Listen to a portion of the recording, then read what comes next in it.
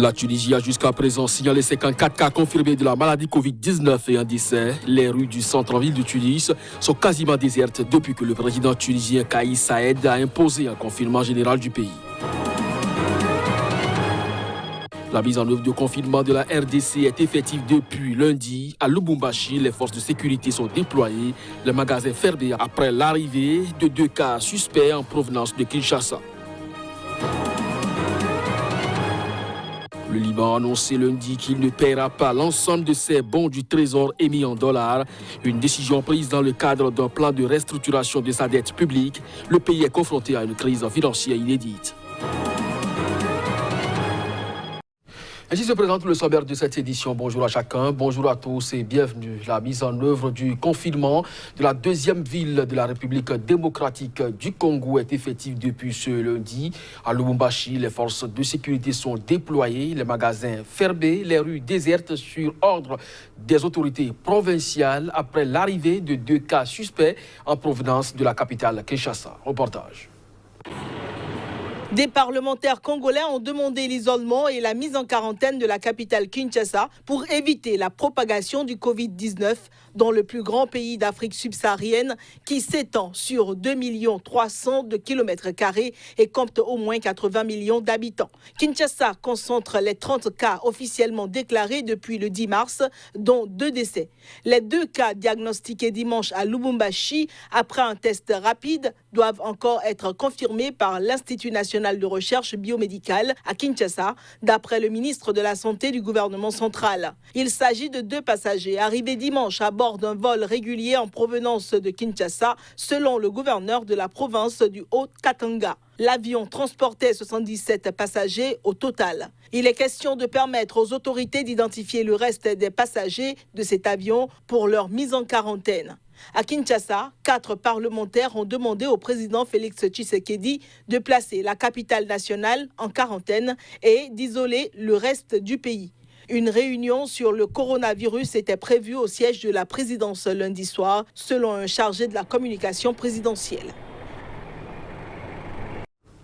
À Madagascar, le président Andry Rajoelina a annoncé le confinement à compter de ce lundi de la population des 2 principales villes du pays, la capitale Antananarivo et Toamasina. Objectif, tenter d'endiguer la pandémie du nouveau coronavirus dans ce pays où 12 cas ont été déjà confirmés. À ce jour, 12 cas de Covid-19 ont été confirmés à Madagascar.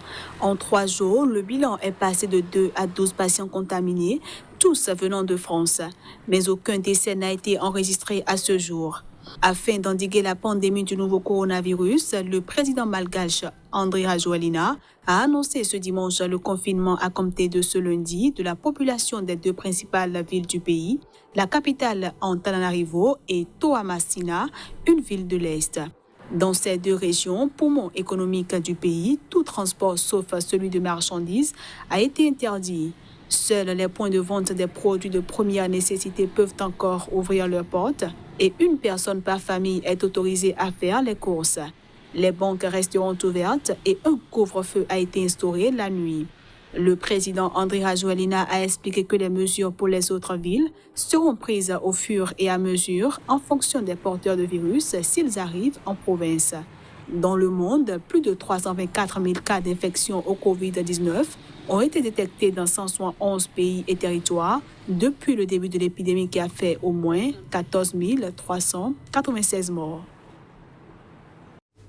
Paul Kagame passe quant à lui à la vitesse supérieure face au coronavirus afin de stopper l'épidémie au Rwanda. La population a été confinée tout simplement. Le Rwanda a été bouclé ce dimanche et sa population confinée pour endiguer l'épidémie de coronavirus. Des mesures parmi les plus drastiques prises en Afrique subsaharienne, une région du monde au système de santé fragile où le nombre d'infections ne cesse de grimper. Mon magasin va rester ouvert parce que je vends des produits sanitaires qui peuvent aider les gens dans leur vie. Même ça, on peut le prévenir. Comme le virus est arrivé dans notre pays, je pense que c'est pour ça que nos magasins vont être ouverts. Mon magasin est ouvert, mais là, ma collègue, sa boutique est fermée maintenant. Donc, quoi qu'il en soit, elle en est affectée Je pense qu'on peut s'entraider. Du Burkina Faso, en Afrique de l'Ouest, à l'île Maurice, au large de la côte Est, des gouvernements ont interdit des rassemblements publics et fermé des écoles, églises, mosquées, restaurants, bars et aéroports. L'Ouganda et l'Érythrée ont rejoint la liste des pays africains qui ont annoncé ce week-end leur premier cas confirmé de Covid-19 et la Tanzanie, l'Éthiopie, Maurice et le Kenya ont fait état de cas supplémentaires. Le Kenya, qui a fait état ce dimanche de 8 nouveaux cas, soit 15 au total, a annoncé la suspension de tous les vols internationaux à compter de mercredi minuit, à l'exception des vols cargo. Plus d'1 millier de cas d'infection ont été recensés en Afrique subsaharienne. Ces derniers jours, l'Organisation mondiale de la santé s'était inquiétée à plusieurs reprises d'une poussée de la pandémie sur le continent africain, dont les systèmes de santé manquent cruellement de moyens. Ce dimanche, l'Éthiopie a reçu livraison d'1,1 million de kits de tests, 6 millions de masques et 60 000 combinaisons de protection de la part du milliardaire chinois Jack Ma. La Tunisie a jusqu'à présent signalé 54 cas confirmés à la maladie Covid-19 et un décès. Les rues du centre-ville de Tunis sont quasiment désertes depuis que le président tunisien Kais Saied a imposé un confinement général du pays. Il est question de lutter contre la propagation du nouveau coronavirus. Le gouvernement tunisien a annoncé samedi soir un plan d'aide de 2,5 milliards de dinars, soit environ 800 000 euros destinés aux entreprises et particuliers afin de faire face aux conséquences du nouveau coronavirus et du confinement général programmé à partir de dimanche passé. Le Premier ministre a souligné la nécessité d'être unis dans cette bataille. Le pays, qui compte 60 cas officiellement identifiés, dont un décès, est sous le coup d'un couvre-feu. Selon des médias locaux, un téléthon national appelant aux dons via une émission télévisée a recueilli vendredi plus de 9 millions d'euros en faveur des services de santé. Le plan gouvernemental comprend un fonds de 700 millions de dinars pour restructurer les sociétés sinistrées et une ligne de garantie de 500 millions de dinars destinée à leur permettre d'emprunter, à en croire le Premier ministre. Les pénalités de retard et les coupures d'eau et d'électricité pour impayés seront suspendues et 150 millions de dinars seront consacrés à aider les catégories sociales fragiles sous forme de primes. La Tunisie a déjà fermé ses frontières maritimes, terrestres et aériennes et de nombreux hôtels ont fermé durant le week-end. La pandémie met notamment à genoux le secteur touristique crucial pour l'économie tunisienne. Le président Kais Saied a également ordonné la fermeture des hypermarchés et des zones industrielles employant de nombreux salariés, demandant que seuls les secteurs vitaux continuent à travailler. Une certaine normalité revient à Wuhan après 2 mois de confinement. Des habitants de Wuhan, ville où a émergé l'épidémie du nouveau coronavirus, sont autorisés à retourner au travail et les transports publics reprennent. Les restrictions sont assouplies dans la ville alors que les autorités sanitaires chinoises ont annoncé lundi l'absence de nouveaux cas locaux, mais la détection de 39 nouveaux cas venus de l'étranger a été signalée.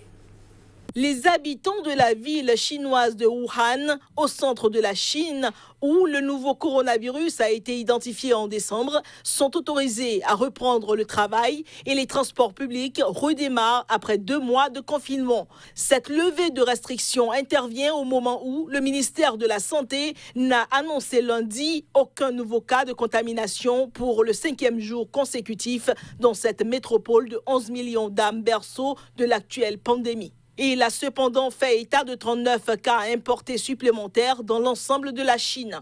Les habitants de Wuhan, considérés comme étant en bonne santé, peuvent dorénavant se déplacer dans l'enceinte de la ville et prendre le bus ou le métro sur présentation de leur carte d'identité.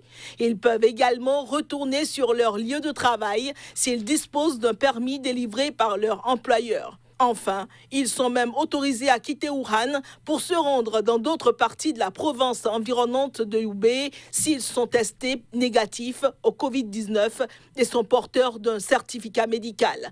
Rappelons que la propagation du virus dans cette métropole a entraîné le 23 janvier sa mise en quarantaine. La quasi-totalité des autres villes de Hubei ont suivi peu après. La population avait interdiction de sortir des limites de la commune de résidence. Si le ministère de la Santé a encore annoncé lundi 9 décès supplémentaires en Chine, le nombre de nouvelles contaminations quotidiennes a plongé ces dernières semaines. Ce sont désormais principalement des cas de personnes arrivées de l'étranger qui posent problème. 507 ont déjà été signalés avec un total de 81 093 cas et 3 270 décès officiellement recensés. La Chine est aujourd'hui le deuxième pays le plus endeuillé du monde par le nouveau coronavirus, après l'Italie. Le Liban a annoncé lundi qu'il ne paiera pas l'ensemble de ses bons du Trésor émis en dollars. Une décision prise dans le cadre d'un plan de restructuration de la dette publique. Il faut dire que le pays est confronté à une crise financière inédite. Le Liban croule sous une dette de 92 milliards de dollars, soit 170% du PIB. Le pays avait déjà annoncé le 7 mars qu'il ne paierait pas une première tranche de sa dette d'un montant de 1,2 milliard de dollars qui arrivait à échéance le 9 mars, marquant ainsi le premier défaut de paiement de son histoire. Le ministère libanais des Finances a indiqué que le pays, déjà en défaut de paiement depuis le 9 mars, suspendra le paiement de tous les eurobonds arrivant à échéance en référence aux bons du Trésor émis par l'État en devises étrangères qu'il devait rembourser par tranches successives jusqu'en 2035.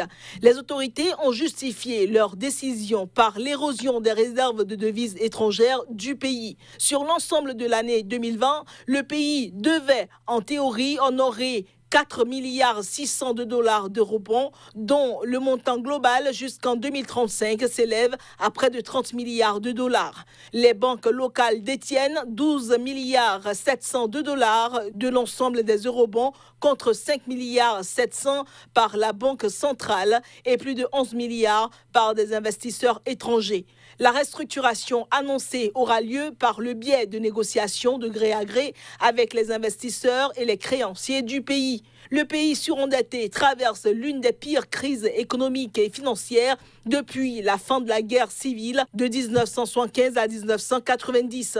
Le Liban avait requis en février une assistance technique du Fonds monétaire international, mais n'a toujours pas formulé la demande d'aide financière auprès de l'institution internationale.